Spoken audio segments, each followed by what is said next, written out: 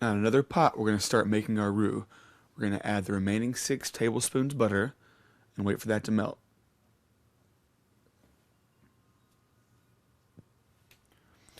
After the butter is melted, we're going to slowly start adding our flour. You can't add it all at one time or it'll just clump up.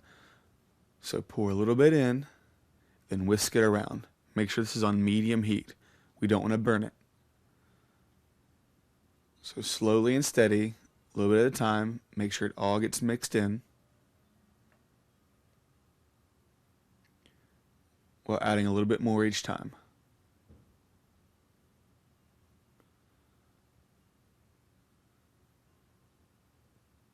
Now once it's all mixed in, we're going to cook on low until it cooks to a golden brown.